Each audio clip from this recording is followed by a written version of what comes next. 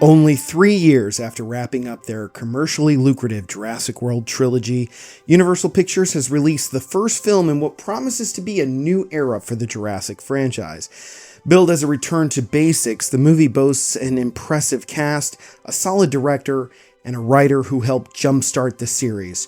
Released to a mixed reception and another spectacular box office path, Jurassic World Rebirth is nothing if not proof that even in a heavy blockbuster year, people are still willing to slam down their hard-earned cash to check into this world.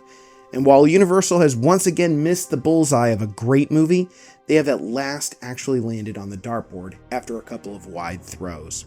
Hi, I'm your host Brian I, and welcome back to Jurassic Kingdom as we continue to explore the declining quality of the franchise, where each sequel went wrong, and how they could have been fixed. This is How to Fix Jurassic World Rebirth.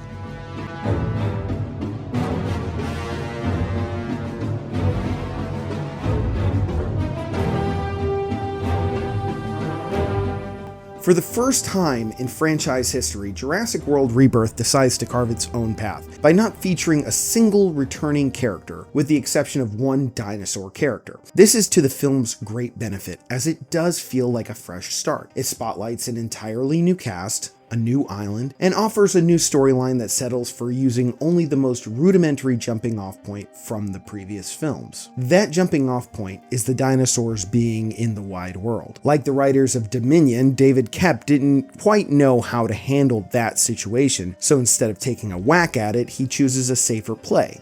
Get the action back to an island. Rebirth follows a team of specialists working for a sketchy pharmaceutical company as they attempt to secure fresh DNA from 3 prehistoric creatures, the largest species to ever walk, swim, and fly. They are unexpectedly joined by a family that they must rescue early on in the mission. And really, that's it. I appreciate the simplicity of the story, especially after the complicated machinations of the last 2 films in the series. Let's get this out of the way first. I liked Rebirth way more than I disliked it. It is, in my estimation, a much stronger film in all respects than the last 2 entries. It is not on the level of Jurassic Park or even Lost World, falling, for me anyway, somewhere in the Jurassic World, Jurassic Park 3 range. Where it ultimately lands will take further viewing, further chewing, and a sprinkle of time to fully digest. But I will say this. I think Rebirth is a net positive film. It's a step in the right direction for this franchise. Maybe not so much a step, maybe a drunken stumble, but certainly it's going the right way. This feels more like a Jurassic Park movie than a Jurassic World movie, and that is the best compliment I can give it. Let's start with the positives. The film looks incredible. I mean, it's absolutely beautiful. Definitely the most visually stunning of all the post-Spielberg films. The cinematography is solid and the color grading is perfect. Everything is so crisp and appealing. I'm not an expert in visuals. I just have my layperson's opinion to rely on, but Rebirth looks so much better than its 4 predecessors that it's even more jarring to go from Dominion to this than it was to go from Lost World to Jurassic Park 3. The cast, as per usual for a Jurassic film, is great. Everyone seems to be on point, firing on all cylinders, even when handed some ham-fisted dialogue. I was concerned Scarlett Johansson would just phone it in, but though she stopped short of being truly memorable, seems to be having a lot of fun with the role, as does everyone else. And most of the characters are extremely likable, with a couple of exceptions that we're supposed to dislike. Zora Bennett and Duncan Kincaid come across as credible friends, and once the painful exposition dump scene is over, and I'll get into that later, they feel like real people. Bennett's arc is way too forced and undeveloped, and Kincaid's is undercooked, but credit where it's due. At least Koepp tried, which is more than the last few writers can say. I, of course, loved Jonathan Bailey's paleontologist, Dr. Henry Loomis. I knew I would. He's probably the best character in the movie, with a very subtle arc where the museum curator nerd becomes something of an adrenaline junkie, and he sells the joy and terror and academic marvel of interacting with these animals really well. I've read that a lot of people found the Delgados and Xavier annoying, but I could not disagree more. I found them fairly compelling, with just the right amount of grounded dynamics and personalities that I wanted them to survive. By the end, they were definitely a less annoying family than the Kirby's. They do make some questionable choices, or I should say, Koepp makes them make some questionable choices, but nothing as egregious as some of the crap that the Kirby's pull in Jurassic Park 3. What? Sadly, the one character that got short shrift was Rupert Friend's villainous Martin Krebs. He fails to make much of an impression, especially right after Campbell Scott's memorable turn as Louis Dodgson in Dominion. Tension and excitement are finally back. There were a couple scenes that got the blood pumping in one respect or another. The scene with the Mosasaurus and the sailboat was pitch perfect. I was convinced Xavier was going to get an early send-off, especially after his introduction left such a bad taste in our collective mouth about him. Happily, the narrative does allow him to redeem himself, but for a moment there, I really believed he was toast. This is followed by the Jaws-inspired Mosasaur chase and subsequent Spinosaur hunt sequence, which was absolutely thrilling in the action-adventure sense. It does go on for far too long, taking up way too much screen time, but it was still a fantastic set piece and might have ended up being the best in the movie, if not for the fact that it is usurped by the most edge-of-your-seat sequence since Lost World, and that is, unsurprisingly, the entire river sequence. Holy crap! It was enough that the franchise was finally adapting one of the best scenes from the original novel, but Gareth Edwards and his team clearly wanted to make sure that they did it justice. The tension in the first part of this scene is following Teresa as she attempts to remove and inflate a raft while an immense Tyrannosaurus sleeps nearby. When the tension finally snaps and Ember the Rex begins its pursuit, the anxiety the chase brings is almost James Cameron-like in how relentless it is. I knew that they weren't going to kill Bella because Jurassic films will never outright kill kids, but Ruben, Teresa, and Xavier were fair game as far as I was concerned. When it finally ended, the first time I saw it, I realized I'd been holding my breath. It's a spectacular scene, and for me, ranks among the top 5 action sequences in the franchise. That brings me to another thing about this film that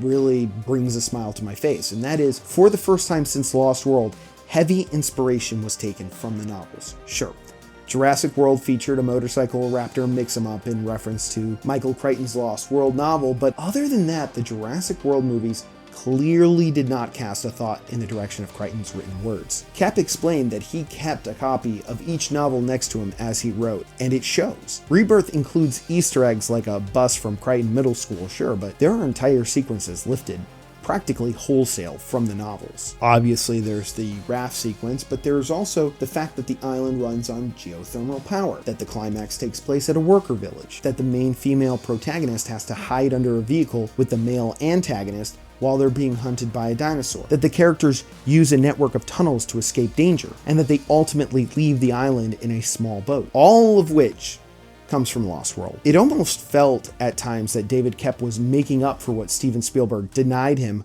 on the movie Lost World. The effects on the movie are some of the best of the series. Every creature, with the exception of maybe the Mutodons, looks convincing, sounds believable, and most make for a very fascinating watch. Ember the Rex, in particular, looks phenomenal. I know I use that word a lot. It is a crime that we don't see more of him because he is absolutely the most terrifying Tyrannosaur we've gotten since Rexy broke through the fence in Jurassic Park. The Spinosaurus redesign may not look more appealing than Jurassic Park 3's goated appearance, but they are still a cool nod to current ideas of how Spinosaurus really looked. The Mosasaurus, one of the few things directly carried over from the previous movies, also finally gets a real chance to shine, and shine she does. Dolores the Aqualops was handled particularly well, as was the sequence with the Quetzalcoatlus, the context of which felt really fresh for a Jurassic film. The story's simplicity, harkening back to Jurassic Park 3's straightforward premise, is a huge plus, even if certain parts of it don't pass muster. After the overstuffed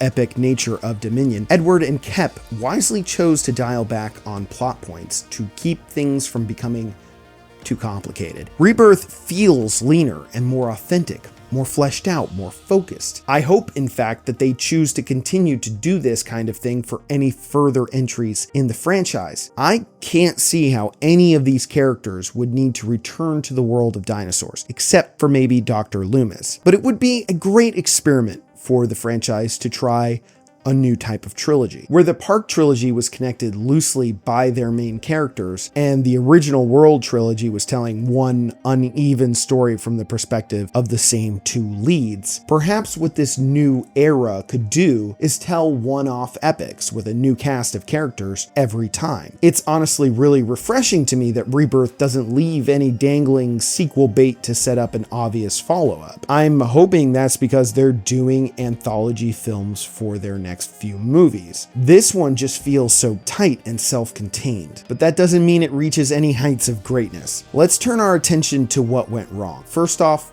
character work.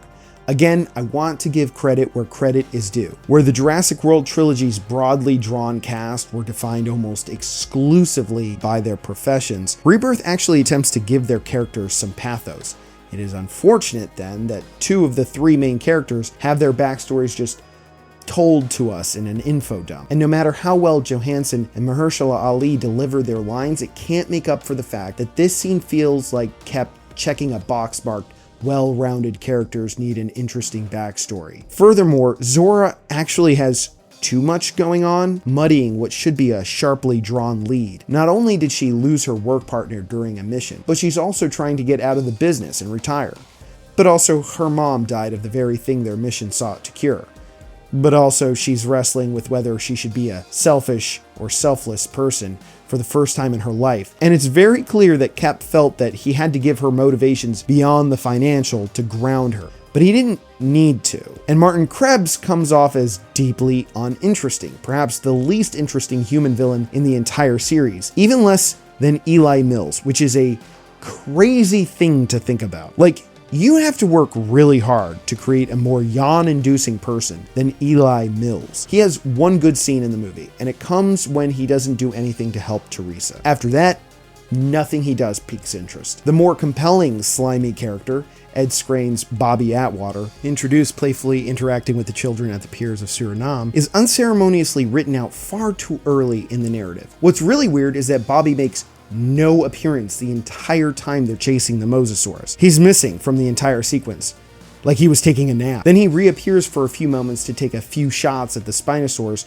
before they eat him. Wasted actor, wasted character. Which goes for the entirety of Kincaid's crew, who were clearly marked for death the moment that they were introduced. And once again, the Jurassic franchise shies away from putting anyone we like into coffins. I hadn't expected Xavier to survive, quite honestly, having redeemed himself at the end of the first act when he bravely jumps in to save Teresa. So every time he was on screen afterward, I was bracing myself for his untimely death. It never came, and I think that was a missed opportunity. Adding insult to injury, Rebirth pulls a Billy Brennan special, where we, the audience, are convinced a character we like is dead, only for them to turn up alive and well with no explanation as to how they managed to survive. Kincaid's supposed death, sacrificing himself to save Bella, was set to be the most emotional moment of the entire movie, perhaps of the entire franchise. But apparently the studio, not Koepp or Edwards, stared into the abyss and blinked, robbing Rebirth of a gut punch that it desperately needed. Now for the story. Okay, first things first,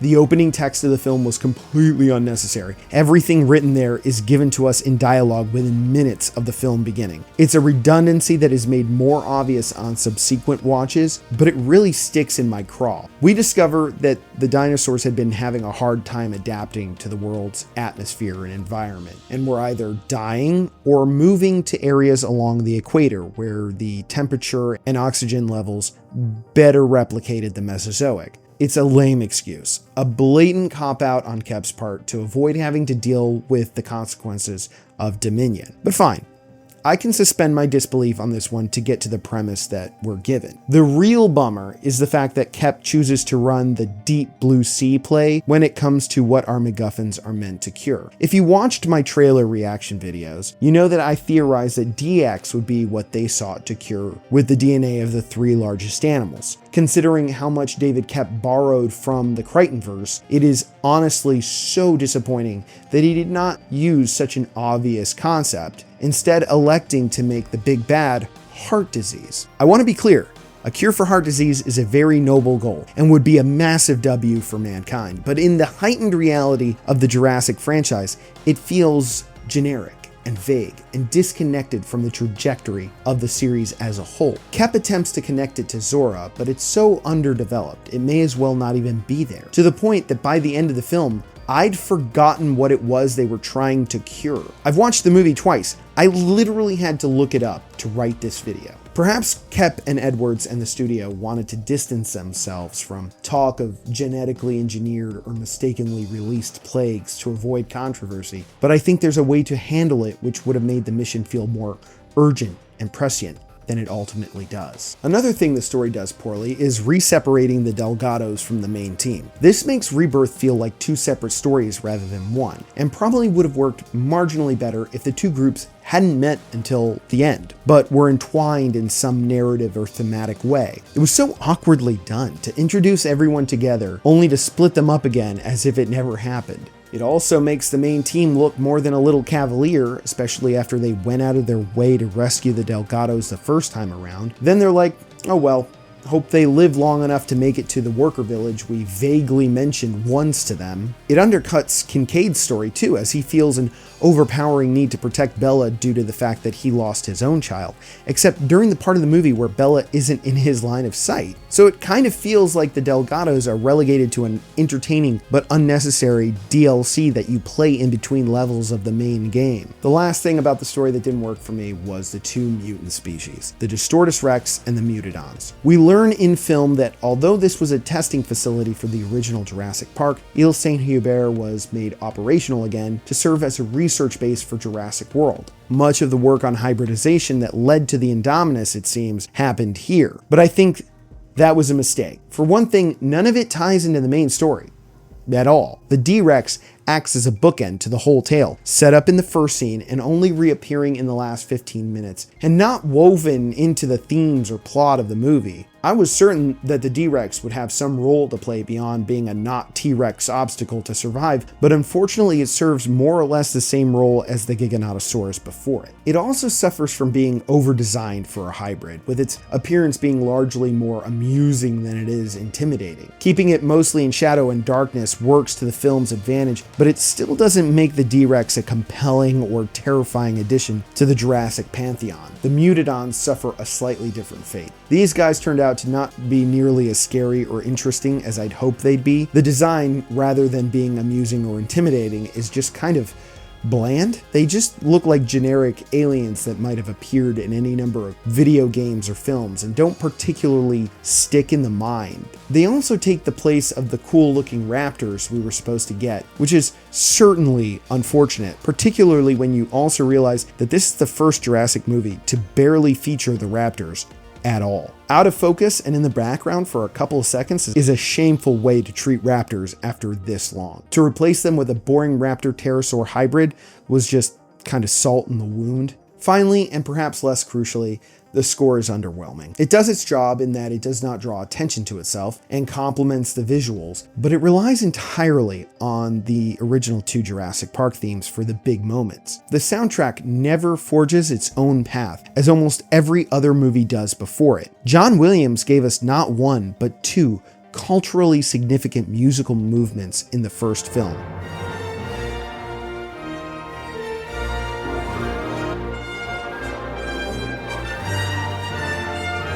He followed it up with another banger theme for The Lost World.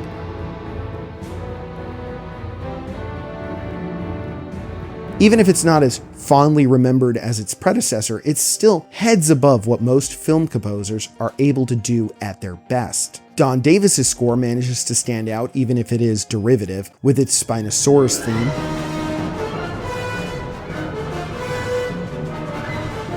and more memorably, the motif used for the Kirby's.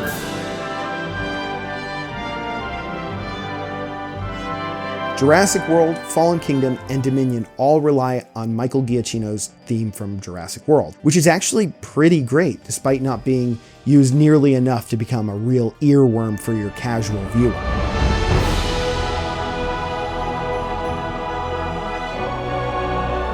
But Alexandre Desplat, a prolific and accomplished film composer in his own right, phones it in completely. Again, he uses the John Williams themes to good effect, but ignores Giacchino's score altogether. In fact, the only piece of new music that I can recall is the overly campy post-prologue sting as the logo appears.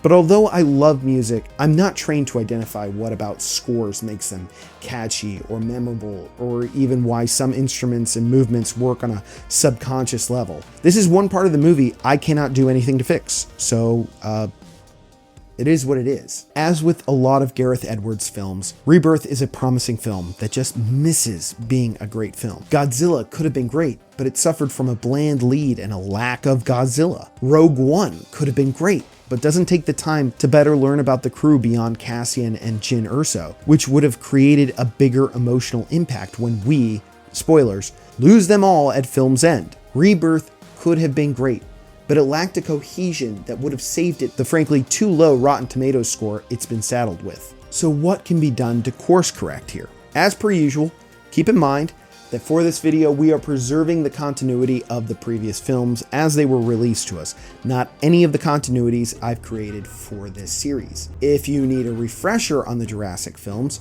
go ahead and find a link to some recaps in the description below. Now hold on tight to those straps, because we are whitewater rafting into T-Rex territory and things are going to get bumpy.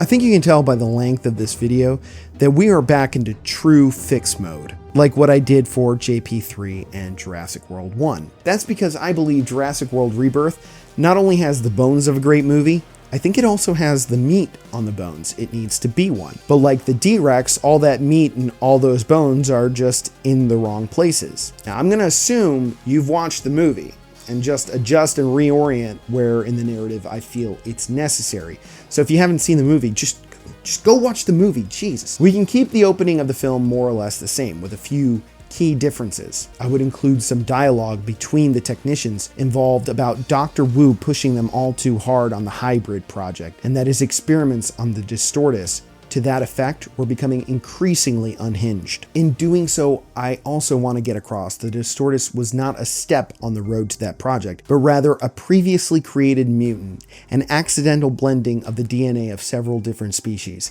and that it was being used to develop what would ultimately become the Indominus Rex. I didn't buy that a single candy wrapper shutting down an entire facility thing, so instead the Distortus incident would be caused by more direct human folly, like a forgetful technician who failed to properly close the blast doors. Also, it's not in any way visually or verbally explained how the D-Rex actually escapes, just that it does, and that causes InGen to abandon the island. So our fix would show the D-Rex actually make it out of its laboratory pen out into Site C. Then we can get rid of the opening text. It's redundant, breaks Jurassic tradition, and anyway, what it says doesn't match what changes we're gonna make anyway. Instead of the dinosaurs being unable to adapt to the environment, a new threat has arisen in the form of, you guessed it because I totally telegraphed it earlier in this video, a weird flu the media has taken to calling DX. The dinosaurs are to blame, and the world's governments have mobilized in an effort to remove all InGen Masrani Biosin clones from their individual nations. Less scrupulous entities have begun hunting the dinosaurs, but most of the world has sided with dinosaur rights activists, including Claire Dearing, who have advocated for the humane removal of the animals to a handful of uninhabited tropical islands around the equator. These islands have been earmarked as restricted sanctuaries with the same protections as Isla Sorna. But as in the film, Martin Krebs of Parkergenics Pharmaceuticals has acquired access to deep-cut Masrani InGen files, which indicate that there was another island used by both companies for more questionable experiments than the ones taking place on Nublar and Sorna. This is Ile Saint-Hubert, Site C. Unlike in the film, Parkergenics has a product on the line that helps with the symptoms of DX, but doesn't outright cure it. And the cost of the medicine makes it difficult for the impoverished to afford. The entire introductory scene can be excised. Instead, we are introduced to Krebs in Parkergenics' boardroom overlooking New York. Some meeting has ended and he's looking intensely out the window where he is joined by one of his superiors. And as they converse, they can see a team of Department of Prehistoric Wildlife handlers capturing a gallimimus below. The gist of the conversation, which is cold but polite, is that Krebs has use of a deep discretionary well for his DX project, but that the gambit had better pay off or he'd be finished in the industry. In this fashion, we don't have to change Krebs' motivation, which is just money making, but we are giving him something more concrete than general greed to give him some personality. Which brings us to Zora Bennett. Like I said earlier, Zora has too much going on. We need to pare down her traumas so we can focus on a satisfying arc. I think the most compelling thing she has going is the loss of her work partner. We can find out early on only that her last mission went awry, which has led to a lot of her prospects drying up. As a result, she is willing to go take on Krebs' illegal operation. We learn these things in a scene which takes place between her and a colleague/friend who works as a discreet intermediary between mercenaries and specialists like herself and entities who wish to employ them quietly. This intermediary, who we'll call Michael because why not, comes to her sparsely decorated home with the details of what Krebs wants. Nobody wants to touch the job because not only is it illegal, but if the last decade had taught the world anything, it's that dinosaurs were not to be underestimated. This was to be a highly dangerous job, but it was paying well. Michael warns her to take care. It was dollar signs that led her and her partner into disaster to begin with. Dr. Henry Loomis is working with Parkergenics on the solution to the DX epidemic. He heads up the paleontology department of a New York museum. Far from being in trouble, the museum is doing very well. Well enough that they frequently play host to low-income students from the neighborhood. Sharing his passion for prehistory with wide-eyed children is one of the things R. Loomis likes most about his job. We'll see him interact with a teacher who, upon Loomis's inquiries, relates that 3 more of her students have found themselves quarantined with DX. Again, we are keeping Loomis's motivations from the delivered film while deepening his connections beyond the vaguer right thing to do moral imperative. He is just bidding the kids group farewell when both Krebs and Zora enter, and from here the scene essentially plays out in much the same way. With major changes to the dialogue, they are still hunting for the largest terrestrial, largest marine, and largest aerial cloned creatures on the planet. But instead of it being about the size of their hearts, it's about the differences and complexities in their DNA. In these 3 likely lurks the key to solving the version of DX we've created for this story. Krebs presents Loomis with the case containing his blood extraction device, insisting that the best paleontologist for the job is the one who designed it. Dr. Loomis expresses reluctance at the prospect of he himself going on the expedition. In the delivered film, we learn that Loomis is a protege of Alan Grant, so we can have him allude to that here by stating he was not an astronaut. He was an astronomer. Zora and Krebs continue to push him until he looks out the front doors to see the children filing into the bus and all the resulting empty seats. The kids sick with DX who could not afford a treatment. He abruptly agrees to go. From here, the movie follows the same track, with very minor tweaks. Zora, Krebs, and Loomis go to Suriname to recruit Duncan Kincaid, Bobby Atwater, and the rest of their crew before they set sail on Kincaid's boat, the Essex. We also meet the Delgado family, Ruben, his daughters Teresa and Isabella, and Teresa's lazy boyfriend Xavier. I liked everything that happened in this section with the exception of the trauma dump scene between Zora and Duncan. Here's what I would tweak. Firstly, I'd like to deepen the characters in Duncan's crew to make it more impactful when they inevitably bite the dust. There are only 2 of them, Nina and Leclerc. Hello, future Brian I here. After rewatching Rebirth for the 4th time, I, an undereducated American, have realized his name is not Leclerc, but pronounced Leclerc. Captions are your friends, pronunciation guides are necessary, lessons have been learned. Unfortunately, you're all just going to have to deal with me saying Leclerc like a simple-minded homunculus for the remainder of this video. I apologize to my one French viewer and beg their forgiveness for this offense. Back to the video. So it shouldn't be too difficult. For Leclerc, we got hints of a blasé attitude, but we only really see it in one scene and then it's never brought up again. So our Leclerc is bored, feeling as if he's seen it all before, and sailing with Duncan is as close to adventure he can still get. Throughout the remaining narrative, we'd see him yawn in the face of marvelous things, like the Titanosaur, or be quick to dismiss danger after the fact. For Nina, who has far less screen time, we will focus on that red kerchief she has. At a point during the Mosasaurus chase, it whips off from her neck, and Duncan manages to catch it. In the wake of their successful hunt, he'll give it back to her, wherein she gratefully thanks him. I would also change Bobby Atwater's fate. Duncan and Zora's decision to rescue the Delgados united Krebs and Atwater in agreement. I think it was a missed opportunity not to give Krebs a secret ally within the team, someone who doesn't treat him suspiciously and instead constantly has his back. All for money, of course, but still, he should absolutely have had more screen time. To that end, Bobby has more of a presence during the Mosasaur hunt, assisting Zora and Loomis. Lastly, Duncan and Zora's conversation will be scaled way back. Duncan will express his condolences for Zora's loss, but instead of getting into it, she's going to change the conversation and ask about Duncan's wife. Duncan is similarly cagey, only saying it's hard to bury a child. It makes some people reevaluate, he says, but then he leaves it there. So okay, the Mosasaurus attacks the Delgados. The Essex crew rescues them. They hunt the Mosasaurus down. They get their first blood sample. Here comes another major change. Instead of the Spinosaurus joining the hunt immediately, the Mosasaurus alone begins the attack on the Essex, forcing them into the rocks. Instead of Duncan at the wheel, it is Leclerc guiding the boat to shallower waters. We still have Reuben direct Teresa to make the mayday, though this time it is Bobby who prevents her from making the call at Krebs' insistence, and she falls overboard as the Mosasaurus strikes the Essex into one of the cliffs. She's not alone, as both Reuben and Isabella go over. Nina reaches out just in time to catch Reuben and pull him back up, but Isabella's lost in the waves. Duncan has already gone in to go after Teresa and grabs hold of Isabella too. The Mosasaurus peels off from its attack and disappears back into deeper waters. As Reuben and Xavier panic about losing Teresa and Isabella, Leclerc celebrates the escape from the Mosasaur. His excitement is short-lived, however, as the list on the speeding Essex becomes more noticeable. He has to beach it, pronto. Zora, Loomis, Nina, and Atwater get busy prepping a speedy exit. Leclerc, losing control of his momentum,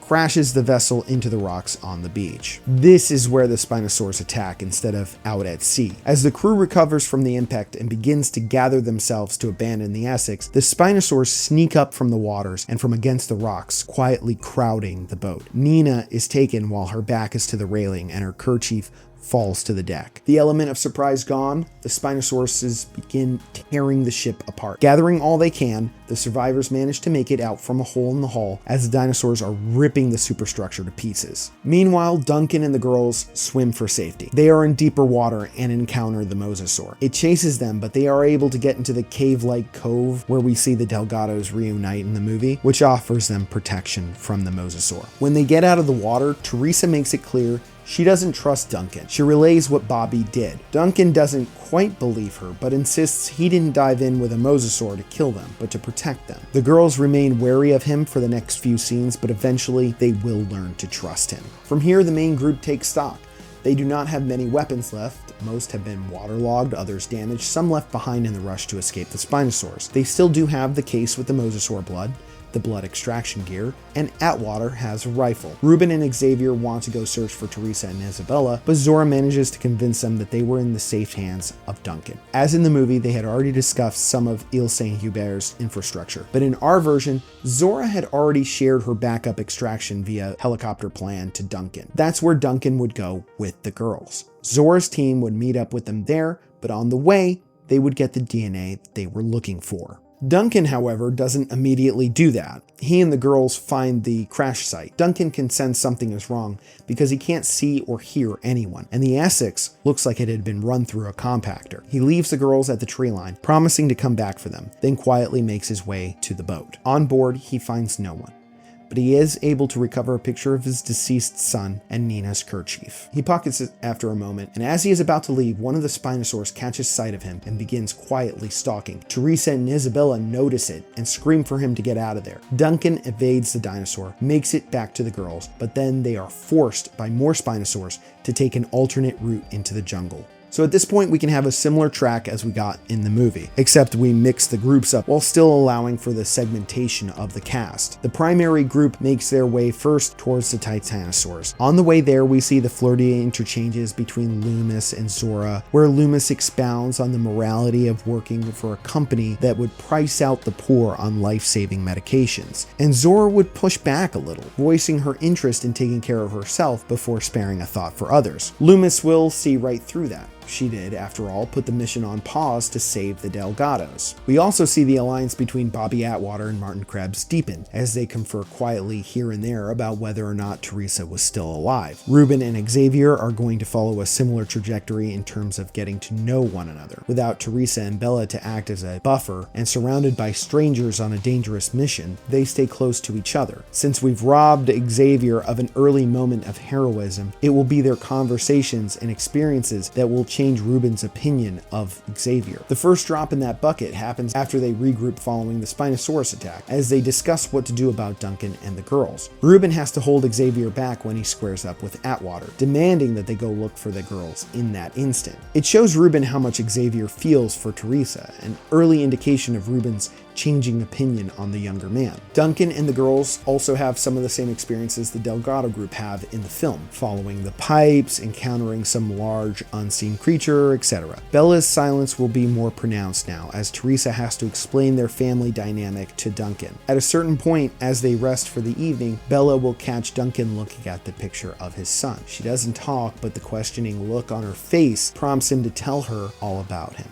How he was in life, his interests, his personality, his smile. Duncan ends the conversation by saying he misses his son. A little bit later in the evening, as Duncan is on watch and Teresa is sleeping, Bella meets Dolores, the Aquilops. This was just the cutest little merchandising opportunity. Zora's group will encounter the Titanosaurs and secure their DNA the next morning. We can leave the scene mostly unchanged, with space enough to allow for Loomis to geek out with a wonderstruck Ruben and Xavier, who see Henry as the only trustworthy person in the group. I would also remove a lot of the Titanosaurs from the story. The number of sauropods in that herd would eat the vegetation of that island inside of a week. Xavier's ADHD gets the better of him though, and he catches sight of something in the distance that makes him walk away from the main group and the Titanosaurs. It's a shadow that he chases, and he can't see what's causing it due to the blazing sun, but suddenly the shadow disappears.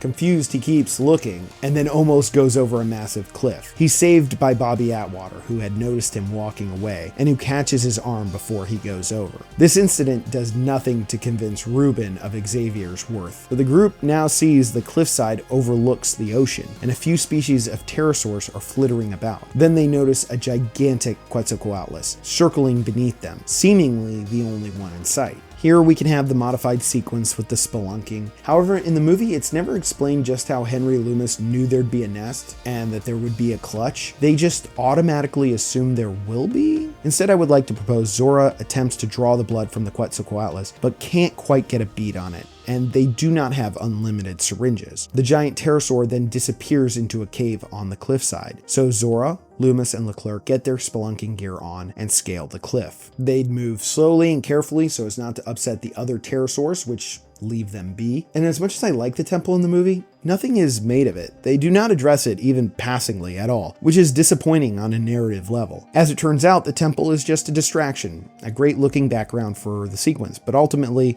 just an empty promise. So with that said, the three would enter a regular old cave where the Quetzalcoatlus is sitting on a nest, its eyes closed. Henry goes for one of the eggs instead as he begins extracting the DNA. Leclerc, keeping watch at the mouth of the cave, notices that another Quetzalcoatlus is returning from a hunt at sea, a large shape in its beak. He signals to the others, but there's really nowhere to hide in the cave. For the first time in the film, Leclerc is truly held captive in awe and fear as the approaching Quetzal drops the shape it had been carrying onto the ledge of the cave. It's a shark. The mama Q in the cave is alerted by the sound and begins to wake up to find intruders in her nest. The other one lands on the ridge near Leclerc. Henry has now finished up, and then the sequence can kind of go the same way that it does in the movie, with Ruben, Xavier, Bobby, and Krebs pulling Leclerc up as fast as they can, only for the Quetzalcoatlus to devour him, as in the film. Similarly, Zora and Henry can have problems of their own, going over the cliff and almost losing the DNA. The sequence would not end with Loomis falling, however. Instead, the group on the ridge managed to pull him and Zora to safety as they are harassed by the Quetzalcoatluses and the other pterosaurs, who have by now become agitated by all the activity. Bobby fires his rifle a few times, but Loomis, worried about the noise drawing more attention, gets him to stop. They beat a retreat into the jungle, victorious that they had secured all the DNA that they were looking for. Meanwhile, Duncan and the girls will have the raft sequence, which I will leave largely unchanged. I just love it so much. But instead of Teresa crossing the river by herself, the trio will come across the structure, and as they are looking around, Teresa finds the raft and begins pulling it out to the dock. The Dilophosaurus appears from behind the dead parasaur to block Duncan and Bella. Duncan motions to Teresa to keep going while staring down the Dilo, but just as the Dilophosaurus begins to frill up and go into attack mode, the sleeping Tyrannosaur rolls over,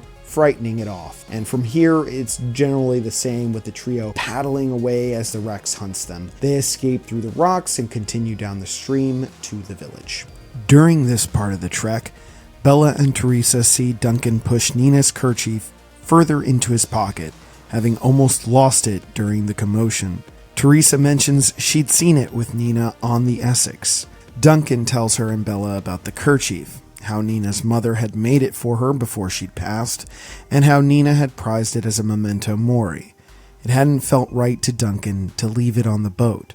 It needed to endure to keep that love alive. As in the movie, the two groups reunite at the village. There are happy reunions between the Delgados, with Ruben expressing his great appreciation for Duncan's role in keeping the girls safe. Now reunited with her father, Bella speaks, saying thank you, causing Duncan to get a little misty-eyed. Zora is also pleased to see her old friend, having half believed he was dead. She has the misfortune of relaying the fates of his two crew members to him after he asks after Nina and Leclerc. Duncan clutches at Nina's kerchief as if to comfort himself. Then Teresa catches sight of Bobby Atwater and accuses him of letting her fall into the sea with the mosasaur. Bobby, of course, denies it, and Krebs insists everyone just settle down. Zora defends Bobby, saying he would never do that. Loomis chimes in to say he'd seen Krebs and Bobby in quiet discussion several times throughout the expedition, and questions what Bobby would do for a hefty paycheck. He asks Zora, too, what she would do. The situation is getting more and more heated until finally, Bobby raises his rifle and takes the DNA case from Zora, silencing the group. Krebs and Bobby step away from the rest of the group out of earshot. Krebs wonders out loud how many people would fit in the helicopter Zora had commissioned. Bobby whispers back no one would miss the Delgados, they weren't supposed to be part of the operation anyway. And Loomis knew a little too much. Krebs thinks maybe Duncan and Zora wouldn't be much for that plan. Bobby hesitates. After all, they were his teammates, his friends. But Krebs shrugs. All the money that would be split between all of them would be his alone in the event that Zora and Duncan met an unfortunate fate on the island. Bobby agrees. He's going to miss his friends, but the kind of money Krebs was talking, he'd never have to work again. They get the main group to head toward the gas station, ostensibly to wait in safety for the helicopter. But Zora and Duncan are not fooled. They know everyone is on the chopping block, that Bobby was chasing the dollar signs and willing to put them in an early grave for it. The lights come on as they approach the door, and then the sound of velociraptors echo across the village. Here we can have a similar action scene as in the movie, but with 3 raptors instead of mutodons. While the Delgados deal with a raptor inside the convenience store, Zora and Krebs have to hide from another one under the cool-looking warthog truck. Like I said, not much needs changing in the scenes for these characters. Bobby pops off a couple shots, but the third raptor surprises him, causing him to drop the case with all the DNA in it right before he ducks into the lab entrance with Duncan and Loomis. Inside, Duncan and Bobby have a few words about Bobby's betrayal before they come to blows, wrestling for the weapon. It goes off in the lab, nearly striking Loomis. It also causes a pathetic roar to emanate from within the lab halls. The 3 go quiet, and Duncan and Bobby stop fighting. They start to look around. Duncan examines a map showing that there is a dock nearby, while Loomis finds information on the Distortus Rex. They learn that it's a mutation that predated the Indominus project, the result of some lab technician mixing the DNA of several species, and the geneticists just running with it. This had resulted in a proof-positive example that gene splicing was an option for Masrani. Loomis is horrified. He learns too that the D-Rex wasn't the only experiment that InGen was working on. In that moment, a Mutodon appears from the shadows, a rat in its jaws. Unlike the successful fusing of Raptor and Pteranodon we see in the film, this one is a grotesque abomination. It's not nearly as big, and its wings are malformed, its teeth jut in all directions, and it has sores all over its body. It can run though. Bobby fires at it as Duncan and Loomis retreat, but the Mutodon's tough hide and quick reflexes spare it major injury. Meanwhile, some changes are happening to the story of both the Delgados and Zora and Krebs. The Raptor that had chased Duncan, Loomis, and Bobby into the lab has joined the one that breaks into the convenience store. Teresa would point out the grate leading down into the tunnels to the group, but the Raptors are between them and safety. Xavier would then pop up and get the attention of the Raptors, bolting for the back door. This is his redemption in Ruben's eyes, as he seemingly sacrifices himself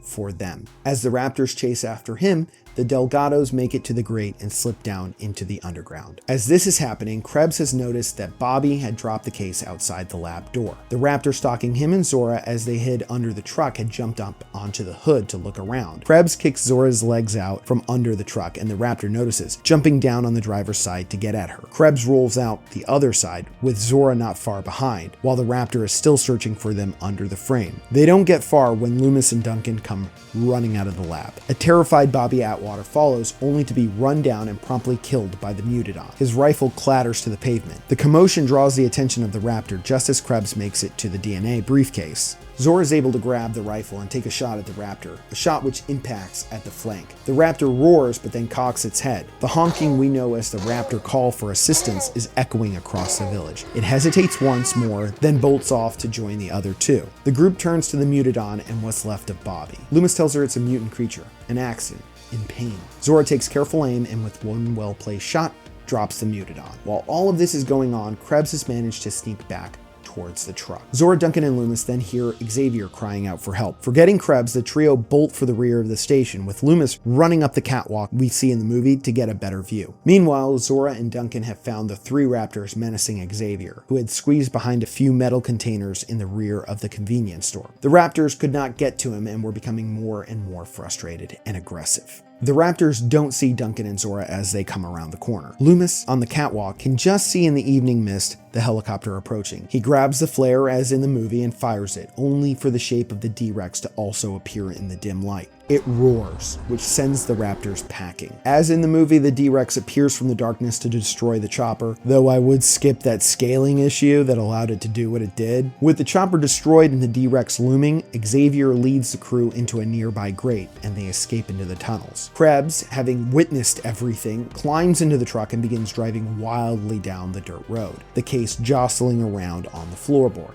In the tunnels, far from being out of danger, the Delgados have come across a nest of sorts, with the bones of animals littering an alcove. Ruben ushers the girls down another tunnel away from it, only for them to hear the Raptors coming their way. They head in a different direction, this time startling when they come across Zora, Duncan, Loomis, and Xavier. After Xavier and Teresa reunite a second time, and Ruben expresses his admiration for what Xavier had done, Duncan tells everyone about the dock he had spotted on the map. Ruben tells them about the Raptors being in the tunnels. With Zora leading, the crew managed to get to the gates we see in the film. From here we can have a very similar scene where the Raptors are menacing the group, getting closer to them as they attempt to escape. Bella will squeeze through the bars to open the gate as the D-Rex approaches. As the gate is opened, Krebs comes careening down the path in the truck, distracting the D-Rex. This time, however, as Krebs is eaten, the D-Rex also accidentally destroys the case and all the DNA they had collected. Loomis and Zora are stunned. They especially are invested in securing the DNA. Ruben closes the gate behind them, barring the Raptors from getting out. Duncan grabs Bella and the group flees as the D-Rex munches on Krebs. When they get to the dock, Loomis and Zora argue frantically about the mission. They have 3 syringes left. They can still get what they need, they just have to stay. Zora, of course, feels like the mission is over. Their benefactor and most of their team is dead. They have civilians, including children, and no way to protect themselves on the most dangerous island in the world. Loomis has a realization, a Hail Mary play that just might work. He tells her quickly of the D-Rex, that it was a large InGen Masrani mutant with the DNA of several species. It would serve the purposes of finding a cure for DX. While Duncan, Ruben, Teresa, and Xavier try to get the boat free, Loomis preps another syringe. Zora lines up her shot on the D-Rex on the ridge above them. She makes the shot, and the D-Rex's DNA fills the syringe. It explodes into the air. As it slowly parachutes down, the D-Rex finishes with Krebs, notices the group down on the dock, and begins to amble down to them. Loomis can see that the parachute is going to come down in the jungle nearby, but the D-Rex has by now gotten closer. Ruben slams the davit holding the small boat in place, sending the hull into the water. Teresa jumps in and tries to start the engine, which is cold, obviously, and having trouble turning over. As in the movie, the D-Rex seems to have zeroed in on Bella. Duncan, realizing that they won't all make it if something isn't done, grabs Bella, places something in her hand, passes her to Ruben, who has jumped into the boat to give Teresa a hand. The D-Rex now looms over the dock, eyes on the boat. Zora empties a rifle into it, but the mutant creature barely notices. Duncan races to Loomis and snatches a flare from him. Now we can just have the scene from the movie, where Duncan heroically leads the D-Rex away. Before he goes, he yells to Zora not to blame herself for losing another teammate. This was his choice, and he chooses to see his son again. Otherwise, the scene stays the same. Zora jumps into the boat just as Teresa and Xavier, working together, get the boat running. But they realize Loomis is nowhere to be seen. They call for him as Ruben begins to pilot the boat around in a circle near the dock. Loomis had run back into the jungle where the syringe had landed. He can't find it at first. The main group, with particular emphasis on the reactions of Zora and Bella, watches in horror as Duncan's flare burns out. Again, the film's POV of Duncan's last moments are retained for this fix. Loomis finally locates the syringe, just as he can hear the footsteps of the D-Rex returning to the dock. He full tilt races down the dock as the D-Rex reappears from the jungle. Ruben guns the engine to get close to the jetty, and Loomis has to jump into the moving boat as the D-Rex snaps at him. It misses, and Ruben is able to speed away from Ile Saint-Hubert. Unlike in the movie, Duncan does not survive. Zora looks back dejectedly, feeling again a failure. She feels that her choice to go after money had cost her another friend. But Loomis consults her. He has a mini version of the destroyed case in their gear, and he gently settles the syringe into it. Parkergenics had what they'd need to solve DX. But Zora, bitter with what had become of her old partner and Bobby when large sums of money were involved, has a better idea. What if, she says, they gave this DNA to Parkergenics for their payday, but oops, somehow the larger scientific and medical community got hold of some of it. What if the cure could be crowdsourced? Loomis agrees. The film ends with Ruben and Xavier standing next to one another at the helm, with Teresa holding the latter's hand and Bella holding on to what Duncan had given her, Nina's kerchief. The end.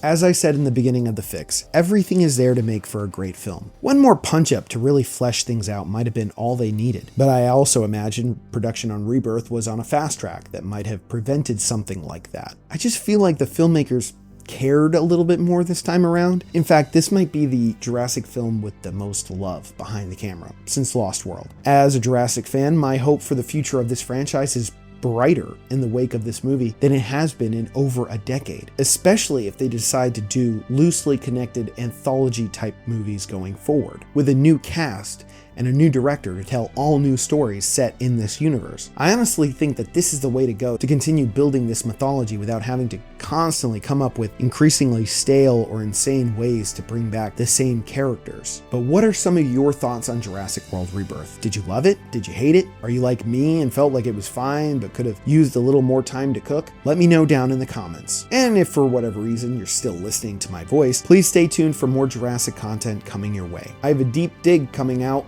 very soon because I already wrote it. I wrote it before I wrote this, so that's coming soon. Subscribe to the channel so you'll be the first to know when I posted that new video. Like and share and bite my helicopter right out of the sky in the comments. I'm Brian I. This is Jurassic Kingdom.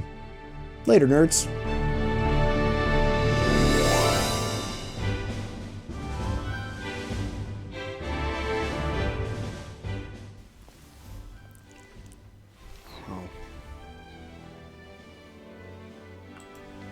The cast, as per usual for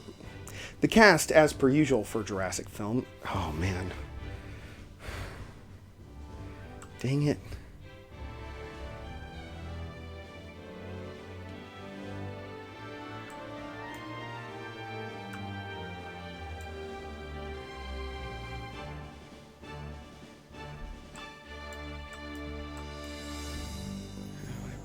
up. Way to go, Bow Bow.